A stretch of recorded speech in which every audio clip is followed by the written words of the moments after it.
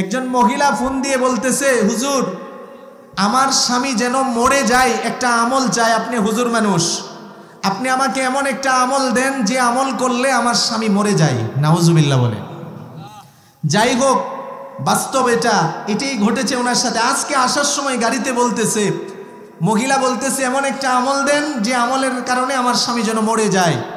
এই মহিলা যে অভিযোগটা করেছে, অবশ্যই তার সাংসারিক জীবনে স্বামীর দ্বারা সে অনেক অত্যাচারিত হচ্ছে, ঠিক কিনা বলেন? তাদের মধ্যে মিল মহাব্বত ভালোবাসা নেই। অনেকে আমাদের কাছেও ফোন করে, স্বামী স্ত্রীর মধ্যে মিল মহাব্বত ভালোবাসা নেই। আপনি সালাম বেশি বেশি দেন স্ত্রীকে, স্ত্রী তার স্বামীকে বেশি বেশি সালাম দেখ, উভয়ের মধ্যে মহাব্বত বাড়িয়ে দিবেন কে? আল্লাহর কথা, তাহিয়াতাম মিন ইনদিল্লাহ মুবারাকাতান তাইয়্যিবা, আল্লাহর পক্ষ থেকে অভিবাদন এবং আল্লাহর পক্ষ থেকে শান্তি এবং বরকত হলো সালাম। সুবহানাল্লাহ। ভাইরা আমার, মুরব্বী বাবারা আমার, শুধুমাত্র স্বামী স্ত্রীর মাঝে মহাব্বত বেড়ে যাবে তাই না, যদি সালামের প্রচলন প্রচার প্রসার যদি আমরা বেশি ঘটাতে পারি। অনেকে আমরা অভাব অনটনের মধ্যে থাকি, আমার রিজিকের মধ্যে সংকীর্ণতা, ব্যবসা বাণিজ্যের মধ্যে কোনো বরকত পাই না, ঘরের মধ্যে অভাব অনটন দূর হয় না। যাদের এই অভিযোগটা আছে, তারা যদি ঘরে প্রবেশের সময় ঘরের অধিবাসীদেরকে বেশি বেশি সালাম দেয়, সালাম দিয়ে যদি ঘরের মধ্যে প্রবেশ করে, ওই ঘরের মধ্যে আল্লাহ তাআলা রিজিকের বরকত দিয়ে দিবেন। বলেন সুবহানাল্লাহ।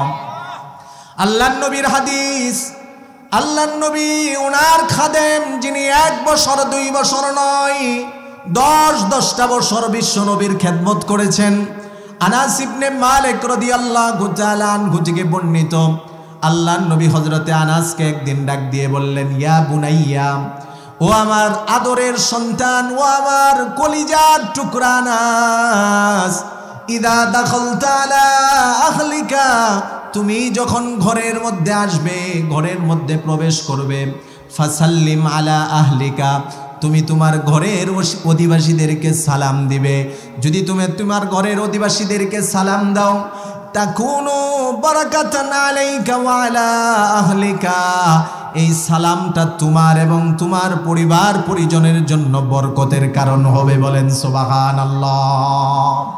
এই জন্য সংসারের অশান্তি যদি দূর করতে চান, সংসারের অভাব অনটন যদি দূর করতে চান, পরিবারের প্রত্যেকটা মানুষকে সালাম দিবেন।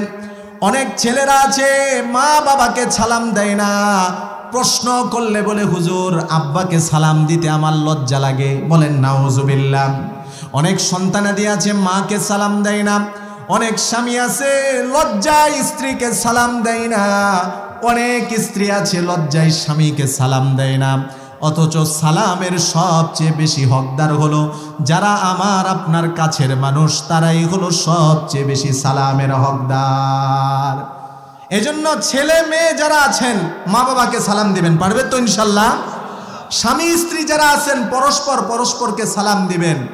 আর যদি সালামের প্রচলন বেশি ঘটাতে পারেন, আল্লাহ পাক রব্বুল আলামিন এমন জান্নাত বানিয়ে রেখেছেন যে জান্নাতের ভিতর থেকে বাহির দেখা যায়, বাহির থেকে ভিতর দেখা যায়। সুবহানাল্লাহ। জামিউত তিরমিজির বর্ণনা, আল্লাহর নবী বলেন, ক্বালান নবী সাল্লাল্লাহু আলাইহি ওয়াসাল্লাম, ইন্না ফিল জান্নাতি লাগুরাফান ইউরা যুহুরুহা মিন বুতুনিহা ওয়া বুতুনুহা মিন যুহুরিহা।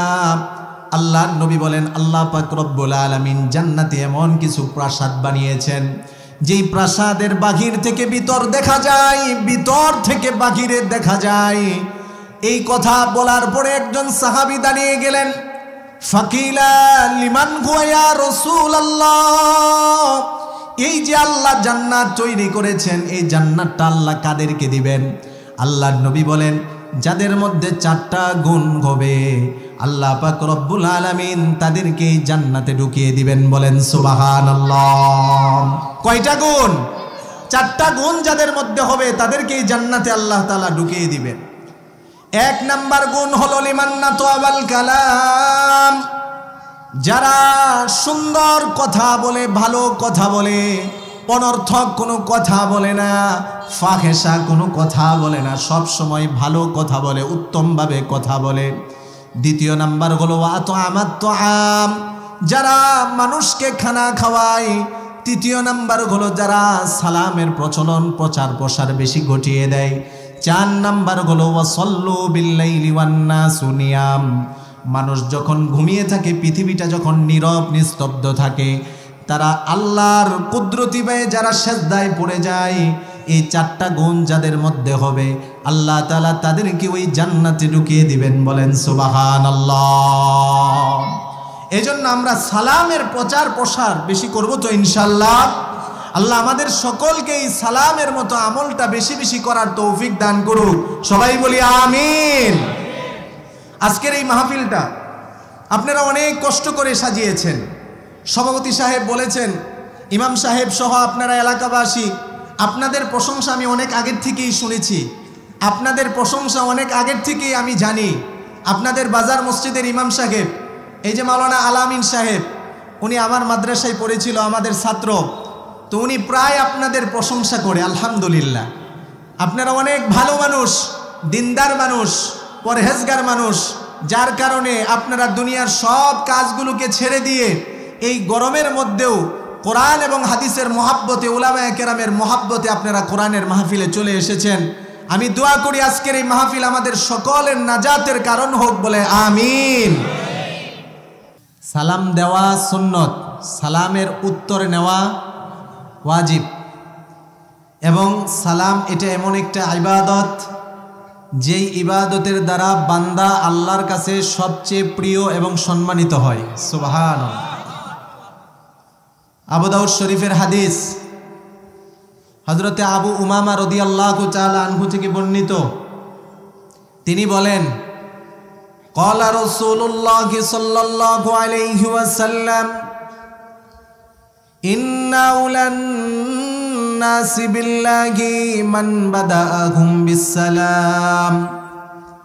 নবী করিম সাল্লাল্লাহু আলাইহি ওয়াসাল্লাম বলেন, ও আমার উম্মতেরা, তোমাদের মধ্যে যে ব্যক্তি আল্লাহর কাছে প্রিয় হতে চায়, তোমাদের মধ্যে যে ব্যক্তি আল্লাহর কাছে সম্মানিত হতে চায়, ইন্না উলান নাসি বিল্লাহি মান বাদাআহুম বিসসালাম, ওই ব্যক্তি আল্লাহর কাছে সবচেয়ে সম্মানিত যে প্রথম আগে আগে সালাম দেয়। সুবহানাল্লাহ।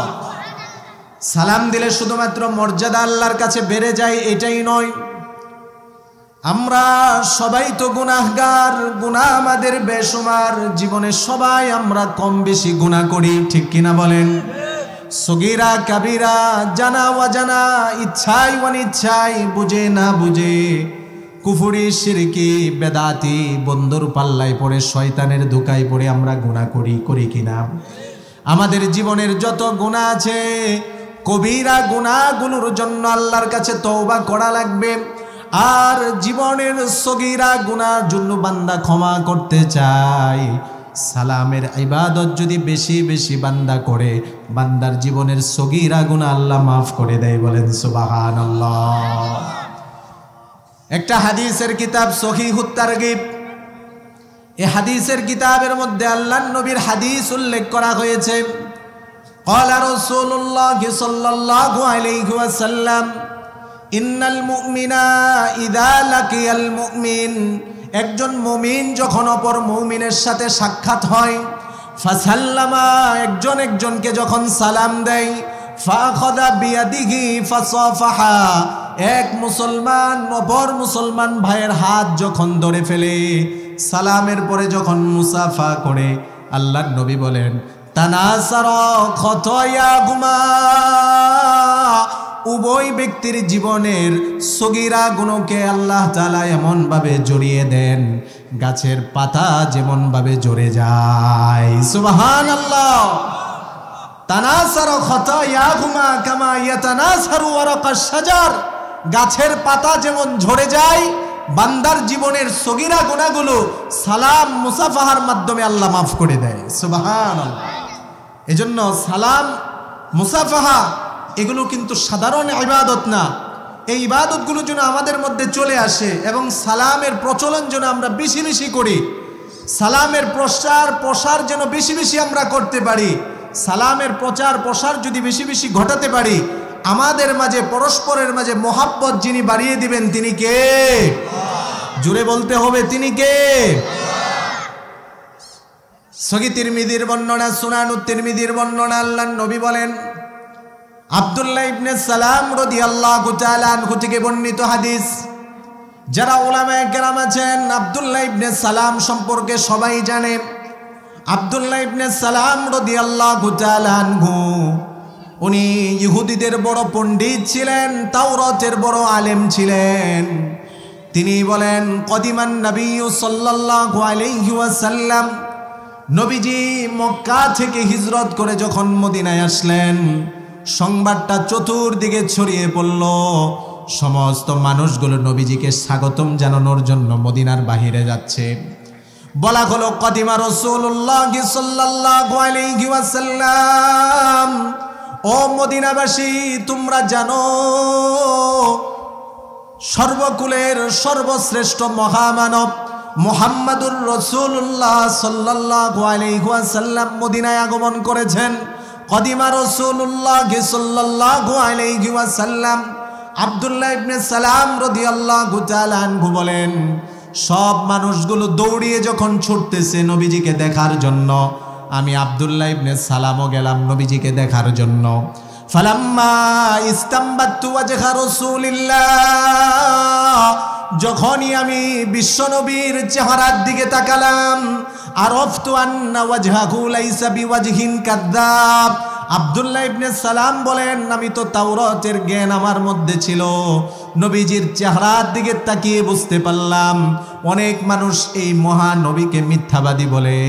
আমি চেহারার দিকে তাকিয়ে বুঝতে পারলাম এটা কোনো মিথ্যাবাদীর চেহারা না। বলেন সুবহানাল্লাহ।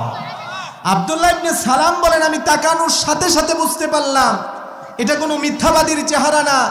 কেননা কোরআন সাক্ষী, আল্লাহ তাআলা কোরআনেই বলেন, ইয়ারিফুনাহু কামা ইয়ারিফুনা আবনাহুম। তাওরাতের যারা আলেম ছিল তারা নবীজিকে দেখলে সেমনভাবেই চিনতে পারত যেমন একজন বাবা তার হারিয়ে যাওয়া সন্তানকে চিনতে পারে। আল্লাহু আকবার। আব্দুল্লাহ ইবনে সালাম রাদিয়াল্লাহু তাআলা আনহু বলেন, আমি নবীজির দিকে তাকালাম, আরাফতু আন্না ওয়াজহাহু লাইসা বিওয়াজহিন কাযযাব। আমি বুঝতে পারলাম এই চেহারা কোনো মিথ্যাবাদীর চেহারা হতে পারে না।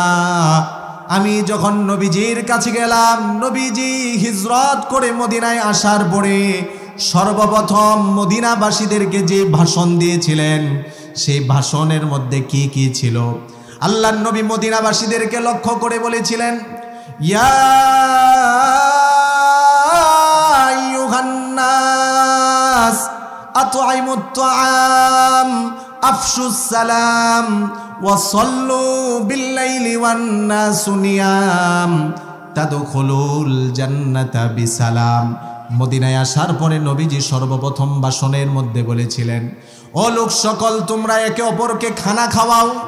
ও লোক সকল, পরস্পরের মধ্যে সালামের প্রচলন বাড়িয়ে দাও, প্রচার প্রসার ঘটিয়ে দাও। মানুষ যখন ঘুমিয়ে পড়ে তাহাজ্জুদের নামাজের জন্য দাঁড়িয়ে যাও। এই তিনটা কাজ যদি তোমরা করতে পারো, আল্লাহর নবী বলেন, তাদখুলুল জান্নাতা বিসালাম। তিনটা কাজ করে নিরাপদে আল্লাহর জান্নাতে চলে যাবে। সুবহানাল্লাহ। কাজ কয়টা? আল্লাহর নবী বলেন, আত'ইমুত তাআম, পরস্পরকে খানা খাওয়াও। আফশুস সালাম, সালামের প্রচার প্রসার বাড়িয়ে দাও। এবং যখন মানুষ ঘুমিয়ে থাকে তখন তুমি আল্লাহর জন্য নামাজে দাঁড়িয়ে যাও। আচ্ছা, মানুষ কখন ঘুমিয়ে থাকে? এই নামাজ কোন নামাজ? তাহাজ্জুদের নামাজ। তিনটা কাজ যদি করতে পারো, নিরাপদে আল্লাহর জান্নাতে চলে যাও। সুবহানাল্লাহ। আরেক হাদিসের মধ্যে আল্লাহর নবী বলেন, বুখারী শরীফের 12 নম্বর হাদিস, আল্লাহর নবীকে প্রশ্ন করা হলো, আইয়ুল ইসলামি খায়রুন ইয়া রাসূলুল্লাহ। ও আল্লাহর নবী, ইসলামের শিষ্টাচারের মধ্যে সবচেয়ে শ্রেষ্ঠ কোন কাজগুলো? আল্লাহর নবী বলেন, আত'ইমুত তাআম, পরস্পরকে খানা খাওয়াও। আফশুস সালাম, সালামের প্রচলন বেশি ঘটিয়ে দাও। আরেক বর্ণনায় এসেছে আত'ইমুত তুআম ওয়া তাকরাউস সালাম আলা মান আরাফতা ওয়া মান লাম তারিফ। তুমি যাকে চিনো যাকে চিনো না এরকম কোনো বাছাবাছি করে সালাম দিও না, বরং যাকে চিনো না সবাইকে সালাম দিবে। এটাই হলো ইসলামের সবচেয়ে শ্রেষ্ঠ শিষ্টাচার। বলেন সুবহানাল্লাহ। সালাম যে ব্যক্তি দিবে শুধুমাত্র তার মর্যাদা আল্লাহর কাছে বেড়ে যাবে এটাই না, যেই ব্যক্তি সালাম দিবে তার গুনাহ মাফ হয়ে যাবে শুধুমাত্র এতটুকুই না। আবু দাউদের হাদিস, আল্লাহর নবীর কাছে একজন লোক আসলো। যা রাজুলুন ইলান নবী সাল্লাল্লাহু আলাইহি ওয়াসাল্লাম, এক লোক নবীজির কাছে আসলো। আল্লাহর নবীকে বললেন আসসালামু আলাইকুম, ফাকালা ওয়া আলাইকুমুস সালাম। আল্লাহর নবীকে বললেন আসসালামু আলাইকুম। আল্লাহর নবী সালামের জবাব দেওয়ার পরে বললেন আশারা, 10টি নেকি। সুবহানাল্লাহ। যা রাজুলুন আখার ফাকালা আসসালামু আলাইকুম ওয়া রাহমাতুল্লাহ। এরপরে আরেকজন ব্যক্তি নবীজির কাছে আসলো। আসার পরে নবীজিকে বলল আসসালামু আলাইকুম ওয়া রাহমাতুল্লাহ। নবীজি সালামের জবাব দেওয়ার পরে বললেন 20টা নেকি। এরপরে আরেকজন ব্যক্তি এসে আল্লাহর নবীকে বললেন আসসালামু আলাইকুম ওয়া রাহমাতুল্লাহি ওয়া বারাকাতুহু। আল্লাহর নবী সালামের জবাব দেওয়ার পরে বললেন 30টা নেকি। যেই ব্যক্তি এভাবে সুন্দরভাবে সালাম দিবে তার আমলনামায় আল্লাহ 30টা নেকি দান করে দিবেন। সুবহানাল্লাহ। এজন্য সালাম দিব তো আমরা ইনশাআল্লাহ। সালাম দিলে আর কি উপকারিতা জানেন? যেহেতু কথাটা আসছে, বিষয়টা যেহেতু আসছে, এই জন্য আপনাদেরকে দুই একটা উপকারের কথা বলে দেই। সালাম দিলে আর কি উপকারিতা হবে? সালাম দিলে স্বামী যখন স্ত্রীকে সালাম দিবে, স্ত্রী যখন স্বামীকে সালাম দিবে, উভয়ের মধ্যে মোহাব্বত ভালোবাসা যিনি বাড়িয়ে দিবেন তিনি কে? ভাইরা আমার, মুরব্বী বাবারা আমার, একটা বিষয় ভালো করে খেয়াল রাখবেন। বর্তমান সমাজের মধ্যে এটা বড় একটা ভাইরাসে আকার ধারণ করেছে। স্বামী স্ত্রীর মধ্যে মোহাব্বত নেই, ঠিক কিনা বলেন? অধিকাংশ স্বামী তার স্ত্রীর ব্যাপারে অভিযোগ, আমার স্ত্রী আমাকে মোহাব্বত করে না, ভালোবাসে না। অধিকাংশ স্ত্রী স্বামীর ব্যাপারে অভিযোগ, আমার স্বামী আমাকে মোহাব্বত করে না, ভালোবাসে না। অধিকাংশ স্বামী স্ত্রী তাদের সাংসারিক জীবনের মধ্যে সুখ নেই, শান্তি নেই। আমি বলি সুখ আর শান্তি যদি স্বামী স্ত্রী তাদের সংসারের মধ্যে আনতে চায়, সালামের প্রচলন প্রসার বেশি যদি ঘটিয়ে দেয়, সেই স্বামী স্ত্রীর মধ্যে সুখ শান্তি রহমত বরকত দিয়ে দিবেন কে? আসার সময় আমার বন্ধুবর গাড়ি দিয়ে আসতেছি, তখন একটা ঘটনা বলল। উনি বলতেছেন আজকে ওনার কাছে একটা মহিলা ফোন দিয়েছে।